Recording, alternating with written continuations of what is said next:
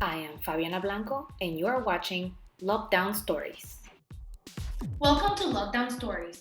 Today, we will be meeting with Sina Mahzari and Tara Habibi, who experienced a very unfortunate situation during their quarantine time that led Sina to the emergency room.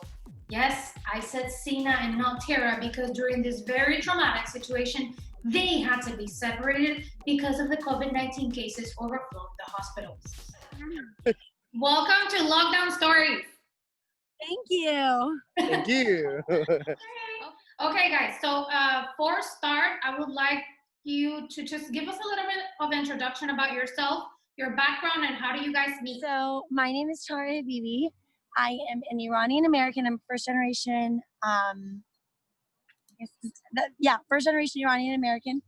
Born and raised in Atlanta, Georgia.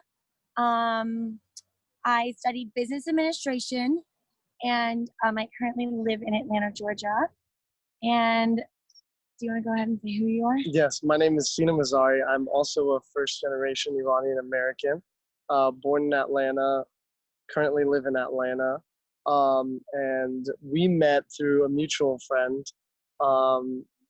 It was one of those things where I was off of work. I had like a staycation, as I like to call it. I took PTO and stayed at home. And one week I just was reaching out to a mutual friend of ours, and he said that he was hanging out with some other people, and that's how Tara and I had met. Yeah. And how long ago? Best day of his life. Sorry. How long ago was this? 3.5 years ago. 3.5 years ago. Wow, Yeah. yeah. Okay, guys. So I heard that during your quarantine, you guys had to deal with a very tough situation. Would you guys like to elaborate? I know that you, Tara, you told me previously that you both have very different perspectives and versions of the story. So I would like to hear both of those. Sure. Okay. So you want to go first? Okay, so we were at my parents' house. It was my stepdad's birthday. And usually for his birthday, we'll go out to a restaurant or something. But obviously, this was April 6th. So this was smack dab in the middle of our quarantine. So it was a very, March 17th was when Atlanta and the state of Georgia really started to go under lockdown. So April 6th was really still the beginning of it. So it was my dad's 51st birthday, so we decided to grill for him. So we spent the day like working, and in between it we would like marinate chicken and like meat or whatever, getting ready for the night. On our way to their house, which is just like 15 minutes away, we stopped at a Publix because that was like the only place I could get him some presents. I got him a couple of different gift cards. And I can still remember, driving down, everything was totally normal. I can still remember seeing his outfit. He was wearing a long sleeve sweatshirt and some long, just like cloth draped crew pants, some like lace up shoes or whatever. He was like, "How do I look?" I was like, "You look great." And we got to their house.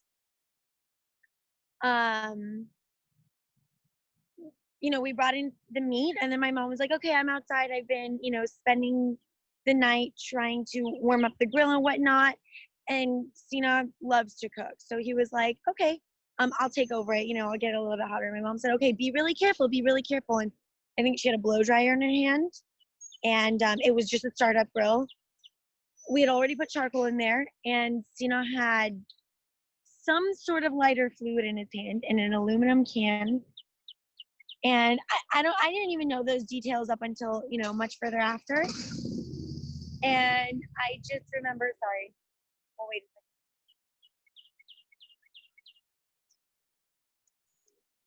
second. I just remember hearing some sort of explosion.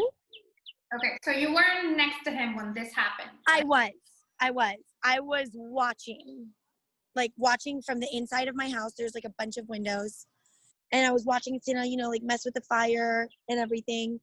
And I didn't know what happened, but I heard an explosion, and then I looked over, and I didn't know if the deck was on fire or if Sina was on fire or what was happening. And then I realized, no, Sina was on fire. So I ran towards him, and it was maybe like 5 or 6 seconds until I ran towards him. and the fire was already out.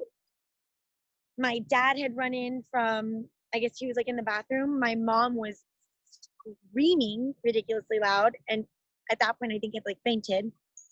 And She fainted or you fainted? my mom fainted. Okay. My mom fainted, and from like screaming, I guess, for like so long, and also just from shock. And I just remember looking at Sina and trying to figure out if he was alive and if he was going to stay alive.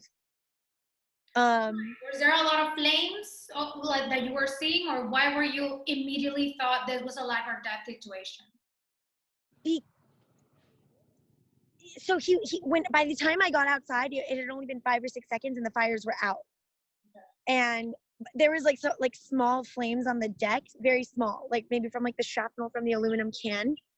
But I wasn't worried about the house. And I couldn't even, when I like look back on it now, I didn't see anything behind or around Sina.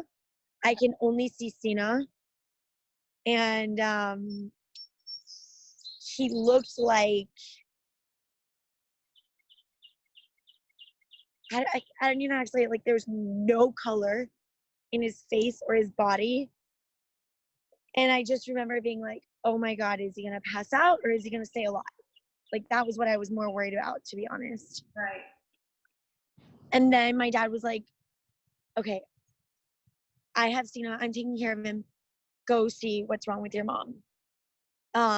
So I remember, giving some like ice to my mom or whatever, and like her like waking up again, but still like freaking out and crying. But still, as soon as I realized that she was okay and that Sina was okay, I immediately picked up my phone and called 911. And I guess I'll let Sina give you his perspective up until there. Okay. If that's okay. Yeah, that works.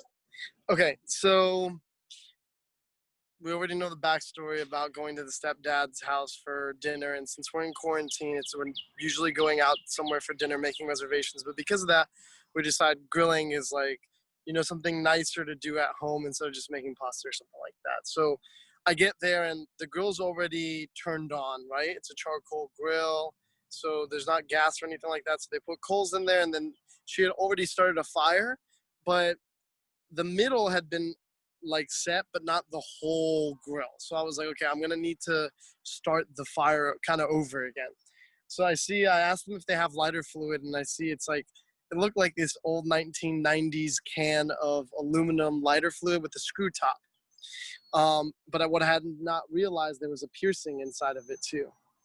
So I think that there was a piercing there to help squeeze it. So I unscrewed the top and poured lighter fluid in the fire. And, when you pour lighter fluid on a fire, it ignites. Yeah. So I backed up, but I didn't realize that piercing was there. And I noticed that the trail of fire starts going up into the aluminum can. And I turn around and look at it, and I see. So imagine the fire got really big, and it caught the leak of the aluminum can. And so the fire just slowly goes up that leak into the can. And then as I'm holding it, I was holding it like this. It blew up in my hand. So the back of my hand and a lot of like, I don't know if you can see like here in my chest, like I started feeling burns just everywhere.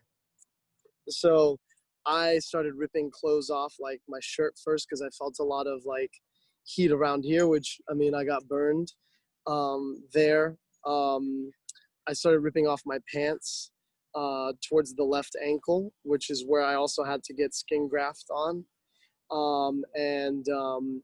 That's as far as like I got to ripping clothes and things of that nature. But for me, it felt like that whole situation lasted about like 10-15 minutes. And Tara says like it was like only 10 seconds that had really passed by. But for me, I remember running back and forth, and like I remember hearing Tara's mom screaming my name, but that's it. And I remember myself just yelling and screaming, just trying to put this fire out. And at that time, I couldn't even think to stop, drop, and roll because I could see fire around me on the floor too. So I didn't know if I stopped and rolled, if it would put it out, or if like, if I'm going to get into more lighter fluid and cause even more, because the whole thing was the can exploded. So I don't know. I'm assuming lighter fluid's everywhere at this point, and fires everywhere. So after that, I remember sitting down for a second, and I was like, I've never been as thirsty before in my life. All I could think was, I need water. I need some sort of water. And I could feel that, like, How would you describe the pain that you were feeling at the moment?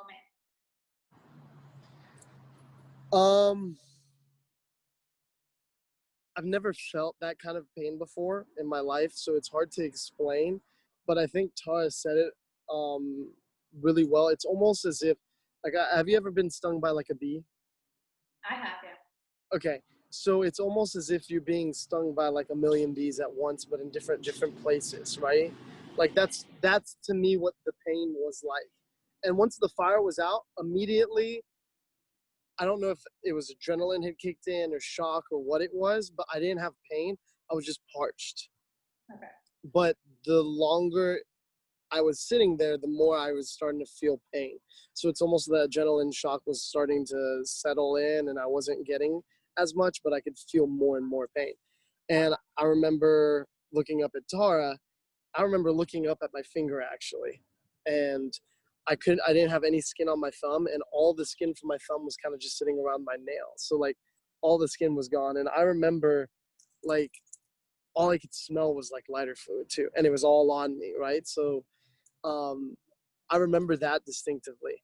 And then I remember everybody's wondering, like, okay, what do we do? Can we pour water on him? Can we do this? Can we do that? I remember my parents mentioning something about ice and me being like, definitely not. Yeah. You know, I definitely, because all I could think about was kind of like physical science 101. Like, if you have a super hot cup and you put ice on it, it'll explode. And I don't know if that applies to skin, but I remember thinking definitely not. And that's the hard part is like, once you're in this situation, then you really don't know what to do, right? And we're on the phone with 911, but my main concern was get the ambulance here as fast as possible because I need help. I need something because we're trying to ask these questions and everybody's asking a million questions all at once, so it gets crazy, right? Well, okay, so we've gone to the point of the explosion, so let's talk about Well, I was going to talk about the ambulance arriving. well, and no, all this let's talk about in between, like the 5 minutes between it happening and the ambulance getting there. So this is while you were waiting for the ambulance to come, correct? Yeah. While I'm waiting for the ambulance to come, I could hear sirens way off in the distance. Yeah. And so that kind of gave me a little bit of relief. But like I said, I was parched, I was thirsty. The longer I was waiting, the more pain was settling in. They gave you some water. I've never been thirsty like that before in my life, and I don't think I'll ever be. You have a little bit of like blackouts of certain moments. So the only time I had blackout of certain moments was when actually putting the fire out. I don't remember all of it. I just remember it taking forever. And I think my eyes was closed the entire time because I don't remember seeing anything. And then I do have like certain things that I think mentally have blocked out from being in the hospital and things of that nature. But I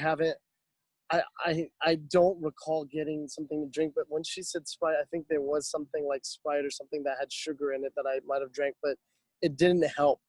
And it wasn't because I was thirsty, it's because my body had just been through shock. And of course I was thirsty because I was on fire. But it was hard. Waiting for the ambulance was hard because I was sitting there and all of a sudden I thought they were here because I heard sirens and it was super close, like you could hear it. But it ended up being the fire department. And the fire department had gotten there first, and I was just trying to explain to them what happened and telling them I need help, and they said, hey, there's nothing more that they could have done, that they were just waiting for the ambulance too. Like if there was still a fire, they could have assisted. Right, so the firemen couldn't take you to the hospital. You had to wait for the ambulance to do that. Yeah, and they didn't really have anything to give me or to assist me with anything at the time. There was no medicine that they could give me. There was no treatment. There was no help there. And Yeah, so I was obviously on the phone with 911. I remember asking that. First, there's a way I could get that recording, but I remember asking them, what do I do? Like, should I give him water? Should I touch him? You know, and they were like, don't do anything. They were like, don't do anything. Just, is he breathing? Is he conscious? Don't let him lay down, you know, like stuff like that. And so I was also very worried about my mom because she did faint. And, you know, obviously I was able to wake her up, but she was freaking out. My dad was, I think, trying his damnedest to, you know, keep calm, but I know that he was struggling.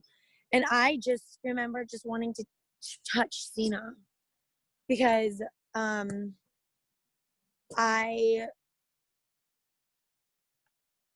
don't know, I couldn't believe he was alive. I really couldn't believe he was alive. And I guess it was kind of like to touch him and to see him would have been like a real sense of relief for me. To be honest, I was not at any point, I don't think my parents at any point or Sina at any point was like, oh, COVID, you know. So, you know, something obviously that Sina doesn't remember is, so I remember my dad was like, Sina, I'm going to take you to the hospital.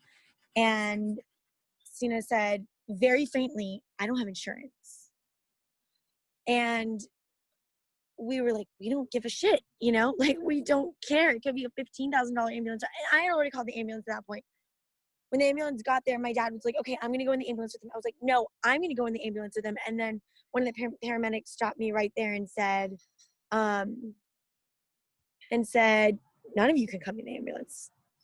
You know, we're not taking anybody in the ambulance because of COVID. We can't have anybody in the ambulance except for very critical people. So how do you feel when they told you that?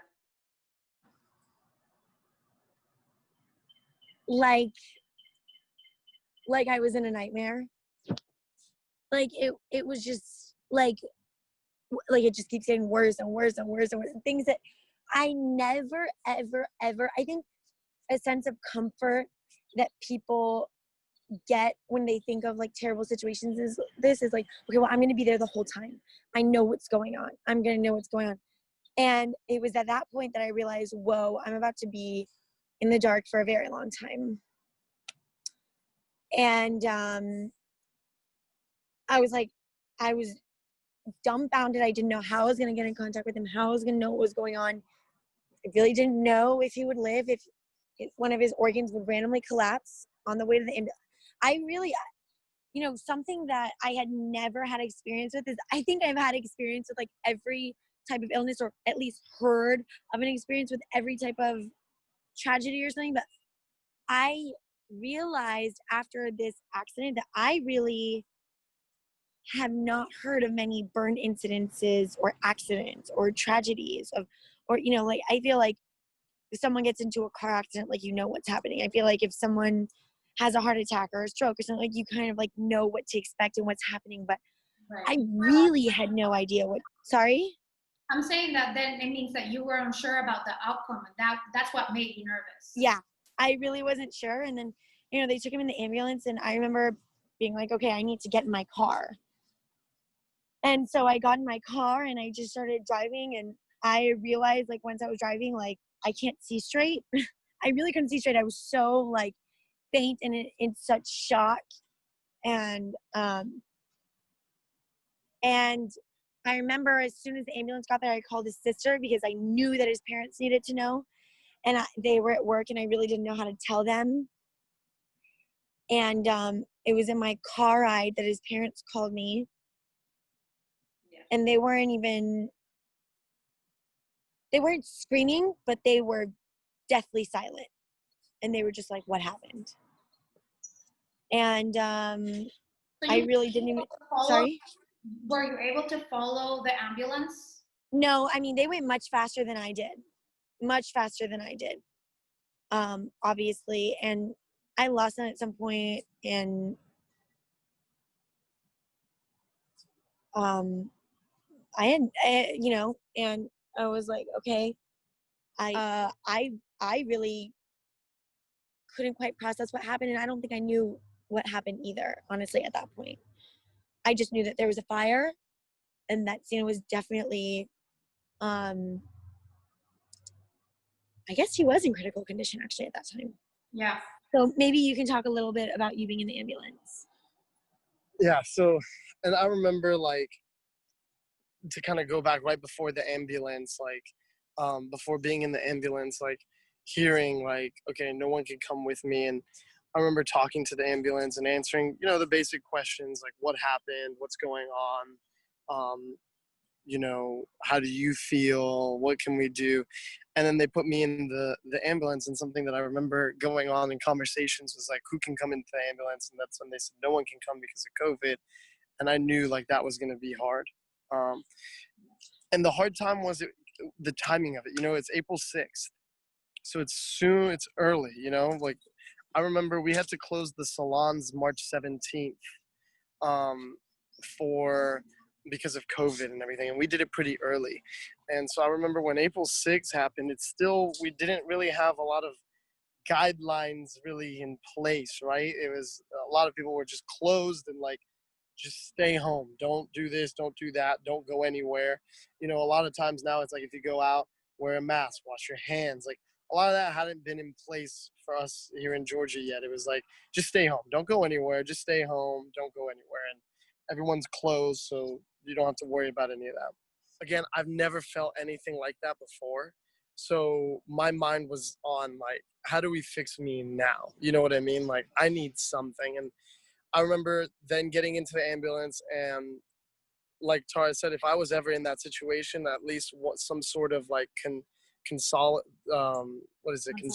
consolation that I could have was that, someone's there at least with me, you know what I mean? But I had nobody. And I had one guy was driving the ambulance, and the other guy was sitting back there with me, and great people. I mean, they took care of me. That's when I first felt some sort of relief, was, hey, like this guy's here to take care of me. And he told me like, hey, this is what's gonna happen. He told me like, while we were in the ambulance, like, hey, I know you're in a lot of pain. I can only give you so much medicine. I'm gonna split it up into 2 doses. One I'm gonna give you right now. The second one I'm going to give to you right before we get into the hospital, because I know once we get to the hospital, it's going to be a minute before they can help you and see you. So it'll last you through this entire time frame. And he gave me the medicine, and he was just trying to talk to me and keep my mind off things. And I mean, I was going through so much pain at that time that like anything that anybody did to help me, I was thanking them incredibly too much. You know what I mean? Like I know that in my head, but I could not express the amount of gratitude that was in my heart for these people at the time.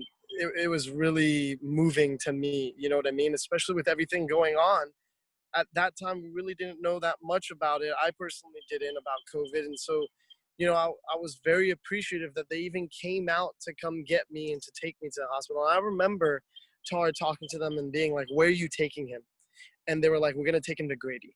And she was like, no, I don't want him to take it to Grady. I want you to take them to like Northside or anywhere else. And they looked at her and said, listen, Grady has the #1 burn center in the Southeast, and it's the best in the nation. You should we're going to take him there, and they're not dealing with COVID there, as much. The burn center is completely secluded from where the COVID is and everything like that. They're really taking that on. Sorry? In the area where they're treating the people who have been dealing with burns, it's separated. It's a whole nother center and clinic, yeah. So it's in the same hospital, but the entrance that you go in, the department it's all burn, right? I never came in contact with anybody else that would have been in contact with COVID. Like all the nurses, all the physical therapists, all the occupational therapists, everyone that I saw was strictly for the burn clinic. So that's the hospital you ended up in, right? In Grady? That is the hospital that I ended up in, Grady, yes ma'am. Okay. Yep, so Grady is where I ended up in. And I remember in the ambulance, those guys were great. I don't remember it taking too long, especially because Grady is in Atlanta, but I don't remember it taking too long to get there.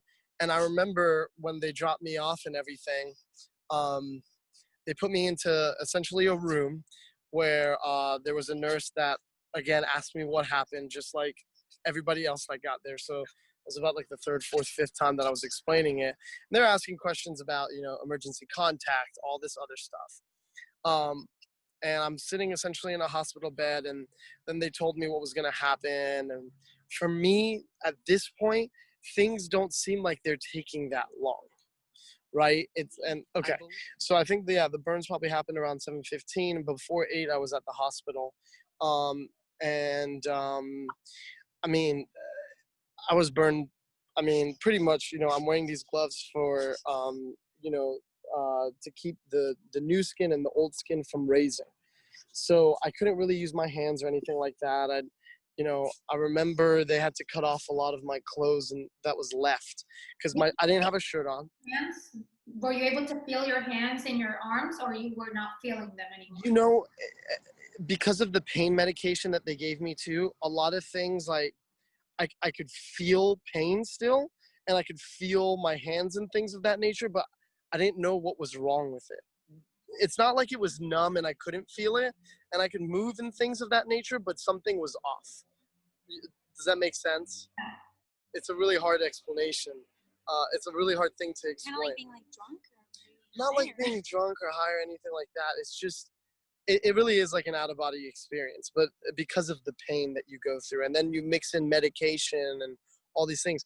Now, the loopiest I got was right around here when the doctors came in, and he had warned me about this. He said, hey, there's going to be a moment when you're in the hospital. They're going to come in, all the doctors are going to be around you, and it's going to feel like they're poking and prodding and asking a lot of questions. And all I remember from this, right, because of the pain medication and all the stuff that they gave me, was seeing just a bunch of ceiling tiles and lights. And I was somehow answering questions that they were telling me, but there was no feeling in my body. Like, it was almost as if I was a spirit outside of my body answering these questions, right? And all I could do is move my mouth to talk to answer the questions, and that was it. I couldn't feel anything that they were doing, but I could feel that they were poking and prodding. So it's almost as if like there was like you're inside something. You know what I mean? And you can't feel them poking and prodding, but you feel like, okay, there's something going on here on my leg. Oh, now they're on my ankle, and now they're up on my face. So that was when I got the lupus, and I think that's when they gave me a lot of drugs and started asking questions and things of that nature. And at this point, I don't know if I'm supposed to call Grady. I don't know what I'm supposed to do. I still hadn't been moved into a room. I can't see her. Oh, I still had not been moved into a room. Yeah, at this point, he's in the emergency room. So I get a call from Sina's phone, and I'm like, this is before the emergency room. All that took place before. Then they moved me to the emergency room. That's when I called. oh, I guess that this was a different room. Okay, so then he went to the emergency room. So I get a call from him, and I go, Sina. He goes, Tara. Like, I'll never forget like the voice that he like said my voice in. Like, he sounded definitely like he was in pain. And I said, how are you? Are you okay? And my car is outside Grady Emergency. His parents' car is outside Grady Emergency. And my parents' car is outside Grady Emergency. So we're all three just, sitting in some cars outside. And I'm like, are they taking care of you? He goes, they're taking great care of me. And I could just tell he was high. I mean, I've never heard him like that. I've never seen Sina like under like anesthesia or medication, or even getting his wisdom teeth out. Like, I've never like seen Sina under anything like that. So I was like, okay, I couldn't believe that I was like hearing his voice, and I was like, okay, like, let me add your parents on. I added his mom on. I mean, his mom was hysterically crying the whole time, like the whole time. His dad was crying. I mean, we were all just so devastated. And at like 11:45, they call us and they're like, hey, you guys can come up now, one by one for 5 minutes each. Okay, so like one by one, you mean how many people and people who were able to go inside? So they said that only 2 people could come up, and they'd have to come up separately. But we were like, hey, like, please, like, let his dad up too.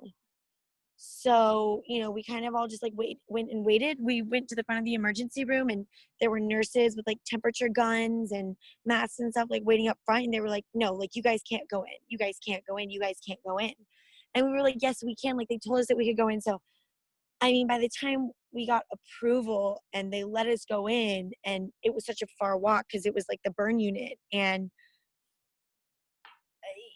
by the time I got up there, it was like 12 o'clock. So I let his mom go first because I knew that she needed to see him. And then his dad went second. We were very worried about his dad because he's diabetic. And we really didn't want him to get COVID. And at that time, I'm telling you, like, it was like the peak of this COVID thing. It really was. And you know, hearing about high risk people and, you know, how quickly it would affect them, you know, stuff like that.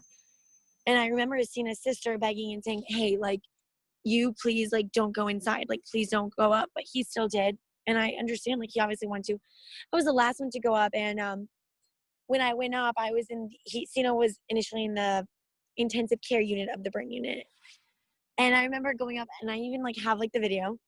I remember going up and seeing him, and he was definitely kind of, like, loopy. But overall, I thought he was, like, acting like himself. And the scariest part for me was that on my way to his room, I saw so many people in that burn unit.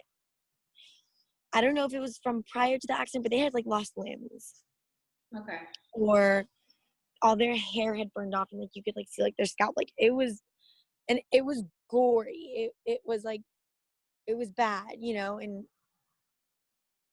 so, I went and I saw him, and I was like, oh, okay, you know, and I felt a little bit better. And then when I saw his nurse and she was, like, walking me out, I was like, how long is he going to be here? They were like, probably till Thursday. On Thursday, they'll determine if he needs, you know, skin grafting or whatnot and stuff like that. And I was like, okay, well, what's the latest that he could be out? And she goes, probably Saturday. And I was like, Saturday? Like, because at this point, it was Monday. So And Thursday, and how many days? So April 6th was which day? Was it a Tuesday? A Monday. And so, you know, this is at like midnight of April 7th, basically, that I'm like going into the hospital finally. And I'm like, how long is he going to be here? And she's like, latest Saturday. We don't know, but hopefully Thursday, you know, something like that. And I couldn't believe that they were going to keep him for 2 nights. Like, I was like, okay, you know, whatever. And, you know, and I drove home, and it was so surreal for me and so crazy for me because I couldn't believe that I was, you know, going home without Sina, obviously. So yeah, Sina wants to go now. And then for me, picking up where, like, you know, after all the loopiness and the poking and the prodding, all they did at that point was just examine the wounds, the burns, that kind of stuff. They didn't really treat me with anything besides give me medicine. Then once they finally moved me to the room, I was in a room already in emergency. And they had moved me from emergency to an ICU room. When they moved me into that room, they hooked me up with IV. They gave me all the things to kind of calm my nerves down, medication that they gave me. And the thing is at that point, being in the mind that I was in and everything, I couldn't even tell you what it was that they gave me, you know? And I remember having to plead with them just to let them up. I told the nurse, I said, listen, obviously, you know, the accident just happened. My girlfriend's outside. My mom and dad are outside. Is there any way they can come up and visit me? I haven't seen any of them. You know, my parents have no idea what happened. My girlfriend was with me, but she's worried about me. Is there anything that you can do to, you know, let me see them? You know, because I want to make sure that they have some sort of feel of calmness from seeing that, okay, I'm in good hands. And on top of that, for me, you know, some sense of relief for me. So she said, listen, they're not allowing anybody to come, but I'll see what I can do. She said, And how was your first night? Were you able to sleep at all? How was that? Gosh, no? What we would do is, My first night. yeah. So what we would do is we would FaceTime and just keep it on FaceTime and not hang up so that I could know what was going on. Yeah, even from the first time. So that I could know what was going on. And I guess also so that he could like feel like someone was there. So I remember him saying that he was cold. I remember him saying that, you know, he couldn't sleep. I remember him saying that he was in pain, like a lot, like throughout the night and stuff. And, you know, I thought that I would just like come home and, you know, go to sleep and, you know, handle things as they came. But every time I would close my eyes, I would like see it again. And it was also very, very, very hard to, it was just weird. It really was like an ongoing like nightmare because like, why wasn't he coming back home? You know, like it was just so weird to like, and I really did not process it. I don't think, and you just kept telling me, oh, okay, well, like he's okay and stuff, but like I did not sleep that first night. And then For me, it was, I don't really remember the first night as much.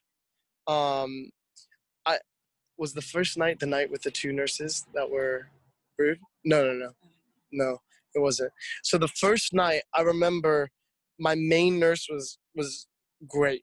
She really was like worried and wanted to take care of me and things of that nature. So I remember seeing my mom, my dad, and Tara all come up, and I remember just talking to them. They're like, "Are you okay? Like, how's everything?" And I told them, "I'll be fine. You know, like I'll feel better and things of that nature." It was so hard for me because you know when you see your mom and dad after something like that happens, it's hard. You know, you want to cry, you want to get emotional and things of that nature. It's almost, oh, mom, I got a boo boo kind of deal thing. So that was really hard, and like I think I was more emotional with my mom and dad, but when Tara came in I was less emotional because I wanted to make sure that I was strong for her because I know that, you know, opposite too is like, you know, for your significant other you have to be stronger for that person, right? I do remember being extremely cold. I think my body had just been set on fire and everything, and for the longest time, even after I came out of the hospital, there were times where I was just cold. right. And always hot. Like my body's always hot. I'm always, you know, trying to, you know, dress a little bit more athletic leisure so that way, you know, I stay cooler and everything, but I was always cold. And I remember waking up in the middle of the night just being in pain. I remember them coming in and giving me more medication, and maybe this is a problem in the hospital, but if I said I was in pain, they were like, okay, and they would give me more medicine. You know what I mean? So somebody that doesn't have an addictive personality like me, I was able to come out of the hospital and I immediately stopped they gave me all this medication and I was only on ibuprofen. Why did you ended up making this decision about only taking ibuprofen? There was a couple of things. So throughout my journey there, they gave me a lot of medication, okay, a lot of pain medication, and some of the side effects started kicking in. And so instead of changing the medication, what they do is they pump you full of more drugs that are supposed to help you with the side effects. Does that make sense? So for the longest time, obviously I couldn't go to the bathroom. I couldn't get up to go to the bathroom or anything. And then also all I could do really was pee. I couldn't use the bathroom in the other sense. The entire time I was there, I never used the bathroom like that. So yeah, I guess for the full week, I didn't use the bathroom. And honestly, once I got home too, I still wasn't using the bathroom. It took a couple of days once I was home to go to the bathroom. And I wasn't eating. It got to a point where I wasn't able to eat because I mean I wasn't hungry, you know. So a lot of that for me was this must be a side effect of the medicine because it's never been a problem for me. Like so Wednesday, I think they told me, "Hey, we are going to do surgery on you tomorrow. You're going to get skin graft." And like Tara said, um, there was a point where we were in um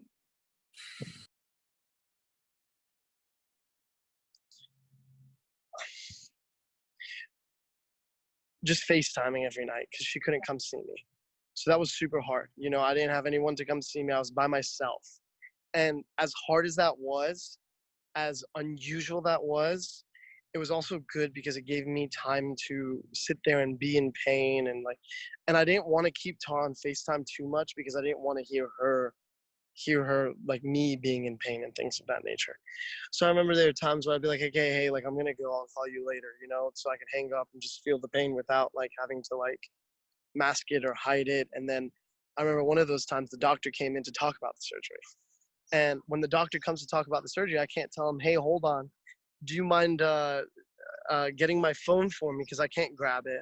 And then I have to make sure it's plugged in and charged. And then I can say, hey, Siri, call Tara on FaceTime. Like I didn't even think like, okay, let me tell him to wait to do this because I don't want to make his life harder, right? And I don't want to hold him up from going to any of the other patients that he needs to. So he told me everything, and also I was medicated, so I couldn't explain everything that he had just told me. And so as soon as he left, I FaceTimed Tara and I told him, hey, he just came in here. And she was like, why didn't you call me? You were supposed to call me so I could hear, because you're not in the best set to mood, best, mindset to actually, tell me everything. And so that was extremely hard, but It was just very difficult because I really, really, really, like I said before, I had no idea what to expect. So at that point, I really didn't know what to expect. So I really didn't know what to expect for, when we were coming home or anything of that sort. So they just told me that. So at that point, it was Tuesday, Wednesday. We were just FaceTiming constantly, and we were FaceTiming with the whole family, like just doing group FaceTime, family, friends, like coworkers, colleagues, bosses, like anybody and anyone that you could think of. We were just FaceTiming and Facebook messengering. And it was also very hard because at this time, Sina had just applied. We were still, applying for the Paychecks Protection Program. And, like we just still had so many things to do. It's not like someone could just like fill in for us. The surgery, what is the procedure that he actually had to go through? So what they did is they took skin from his thigh, his left thigh, the top of it, because apparently that's like the thickest skin on your body. It was either going to be there or from his abdomen, because that's like very thick skin. And they put it on the parts of his body that were so severely burnt that they felt like it was a third-degree burn. Yeah, that they felt like it would take too long for that skin to heal back on its own. So, and when we go up, like we can show you now. There's like compression garments on it, but yeah. So they wait. Can you see me? So they took skin from the thigh and they put it on the hands. His hands, his right hand, and his left shin. So what they did is they took skin, like she said, from the upper of my left thigh, and they put it on the back of my hand, my right hand, pretty much all of the back. There's a small piece on the back of my forearm and on the front of my forearm that they had to do. And then from just above my ankle, pretty much the length of a shin guard. If you ever play soccer, you know what a shin guard is, but all the way around my leg. So the length of a shin guard from just above my ankle, they had to do new skin there too. So what they're able to do is essentially cut skin from your thigh and then place it on these parts. Yeah. And then on top of that, on my chest, I had porcine, which is apparently like pig skin. And what they do is they staple it on. And it's interesting because eventually it dries up and turns into a potato chip and eventually falls off, right? Because like you can see, like right now it's just my chest, right? But that skin had just essentially just like dried up like potato skin, like potato chips, and then just fell off. And then it was just my normal skin underneath. And the skin underneath pretty much looks like this right now. Okay. You could probably, because there was porcine all right here. So you can kind of see, I don't know if the light's good on it or not. Yes, I can see. Yeah, talk to us about like recovery. So what were the instructions that they gave you? For how long do you still have to wear those band-aids that you have in your arms? Well, so this is recent. This is like 2 months past now that he has these gloves on. But before I had to wrap both of his hands, his left thigh, his left shin, and his chest. And my right ankle. And his right ankle. I had to unwrap and rewrap it every single day. And it was gruesome. By wrapping, she means I had to literally put a cream on. Put a very expensive prescription cream on that's basically like a very, very, very strong Neosporin. I had to, they gave us medical supplies. So there were a bunch of plastic sheets that I would have to put the cream on. And these plastic sheets had like a million holes in them, I guess, to keep the skin aerated. They were so expensive. I don't even know how people get them. Kaiser didn't have them for us to order. We just had to like depend on like what the hospital gave us and continue to go back to the hospital. I had to put those plastic sheets on over the wounds, wrap those in gauze, and then wrap those in ACE. And it was like 6 or 7 different spots. So we stayed with his parents for a couple weeks, and his mom helped me do it every day. And he was in so much pain, and he was shaking so much every single time I would do it, because it felt like burning all over again. Yeah. Like imagine just huge scabs like all over your body. The reason that it was in pain is because they were open wounds still, and with all the open wounds that they had, so it's like and it's not like taking a Band-Aid off and on, right? Every time you unwrap, this scab is trying to get onto the plastic and it's like attached. So every time you opened it, it essentially like opens the wound until the wound just naturally heals itself. How often did the wrapping have to go? Like how many times a day? Once a day, every day. Once a day, every day. But it took at least like an hour and a half. Yeah, it took a long time. And once I got home, like things weren't better. You know, that's what I was kind of shocked in. Like because of COVID, I think I was like kind of kicked out early. I felt like, you know, when I was talking to Tara, obviously she didn't think it was early because, you know, getting home is important, you know, obviously. But I felt like, okay, hey, like when I got home, I still wasn't able to use the bathroom. I still wasn't eating. Couldn't walk. I couldn't use the bathroom by myself. I couldn't shower or any of that stuff. So that's why me and Tara thought it was a good idea for us to like, let's stay with my parents because But I was absolutely morbidly terrified of getting his dad sick because I didn't know what we could have contracted from like the hospital and brought home with like our supplies or just being out and you know, and we had to go back to the hospital like pretty often in the first week. We were going back like 2 or 3 times a week, like in the couple weeks. For clinicals, to get medical supplies, for therapy session, because I had to take because of my hand was done and there's new skin, I have to take occupational therapy on top of physical therapy. So physical therapy is mainly for legs and occupational therapy is for everything else. So his ears were so terribly scabbed, so it was so difficult to put a mask on him. Yeah. Obviously, like it was impossible almost. And you can probably see right now it's still not all the way healed this ear.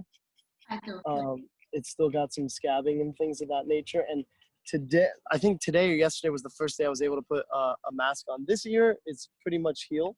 This ear was at this ear's level like 2 months ago. So I think another 2 months, this will look normal, you know, things like that. And that's been another thing that's been kind of hard and weird is like, you know, being out right now with these compression garments and the way my ear looks is like just going grocery shopping. Sometimes you get looks from people and it normally wouldn't bother me.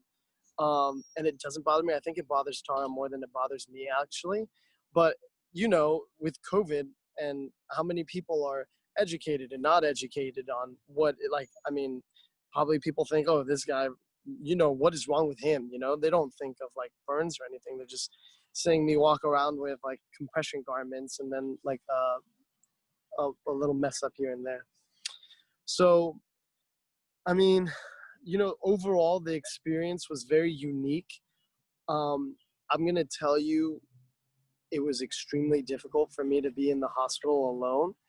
But at times, it was a little rewarding to be by myself. And it was never rewarding for me. It was impossible and miserable, and I thought I was going to die. And at times for me, it was at a point where, hey, like, I'm in a pretty good spot because of the fact that at the end of the day, like, I don't have to worry about anybody experiencing this pain. I can mute them from it. You know, like my parents, I was able to mute it from them until I got home. And when I was living with them at home, essentially Tara and my mom turned into nurses. You know, they had to help me in every sense of the word, you know? Yeah, I can imagine. So talk to me a little bit just about today. What does today look like? Do you guys went back to living in your apartment? Are you able to work now? How long do you have to wear the compression? Yeah. So I finally like have all my compression garments. I have one for my left hand, one for my right hand, one for my forearm, one for my left foot, that stretches all the way up my shin, and then I have shorts as well. The shorts is for the thigh, since they cut there, they don't want the skin to raise. So the shorts, all these compression, what it's essentially supposed to do is keep the skin level, so that way it doesn't raise or anything like that. So I have to wear these 23 hours in a day. So I sleep with it every day. I clean it. I'm supposed to hand wash them. I'm not supposed to dry them. If they feel like they're starting to get stretched out, I can throw them in a dryer. Um, I have one pair. I have one. I don't have a pair. I just have one of every single one. I can go get a pair, a second of each of these. But again, it just costs money, or I have to go through Kaiser through Hanger since it's not provided through Grady. Yeah. Excuse me. And then on top of that, we are back at our apartment. I think we stayed at my parents' house for like 3 weeks. So then we moved back home after that. Once I was able to really pretty much start walking, using the bathroom, I wasn't able to shower by myself yet, but everything else I was able to kind of do by myself. We moved back home. Work now? Are you both working now? Yeah, we've been back to work. We've been back to work for a couple of weeks. We've been back to work for a couple of weeks now. Yeah, maybe like 5 weeks now. I can drive because, again, my right foot wasn't really affected. There was a small burn on my ankle, nothing crazy, second degree burn. Most of my burns were second degree. I think they said 25% of my body was second degree. And the only places that were 25% of my body was burned. I had second degree and a combination of third degree. So the third degree burns, they put the skin grafting on there, so that way they can make sure like the skin would heal. And there was the second degree burns; those are going to naturally heal and things of that nature. So, so everything for me mostly right now is back to normal. I haven't tried running yet. I can jog, and then I've gone back to work. The good thing for me, the doctors, every time I saw them, they were very impressed with the speed of my healing. So for my last question, I do want to, I asked some Instagram followers to see if they had some questions for you. Yeah. I'm seeing that a lot of it, it's regarding feelings. So we already talked about that. Okay, so I like this one. It says, what was it? This is for Sina. So what was the thing that you missed the most during your recovery about your normal life? Man, there was so much that I missed because, I mean, the only human interaction I had was with nurses and the people that were working in doctors. So I missed my friends a lot. I missed my family a lot. Not being able to use the bathroom was like huge. I missed doing that. You know what I mean? And I mean, I missed eating. You know, that was a big thing. Like, and I mean, you know, like hospital food is kind of like going to the airplane. It's not that appetizing, but they make it sound appetizing, right? Like, oh, we've got like, you know, a chicken fillet with a rice pilaf and mashed potatoes and orange slices. And you're like, oh man, that sounds good. But all I could really have was like Powerade and water and things of that nature. So honestly, I think the thing I missed the most was being able to eat, because for a week, like when I first got checked in on that Monday, obviously I didn't have anything because I went, you know, straight to sleep and in and out of pain. The next morning I had breakfast and that was the last meal that I could keep down, you know? So just, I think the thing that I missed the most was being able to eat and use the bathroom and like not having to throw up and things of that nature. But I definitely missed that the most, the food was the thing that I missed the most. And maybe it was because of COVID, because I hadn't been able to go to a restaurant in so long on top of that. You know what I mean? Yeah. I had to eat my terrible home cooking. So Tara doesn't cook? Tara, she cooks. No, I don't cook. Not as well as I cook. Honesty. Okay, guys. Well, I don't have any more questions for you. I don't know if there's anything else that you would like to add before we end it. Anything you wanted to add? I would just say that a fire extinguisher is not decoration. That's all I'd like to say. That's it for me. Thank you so much for your time today. I appreciate hearing my story and everything.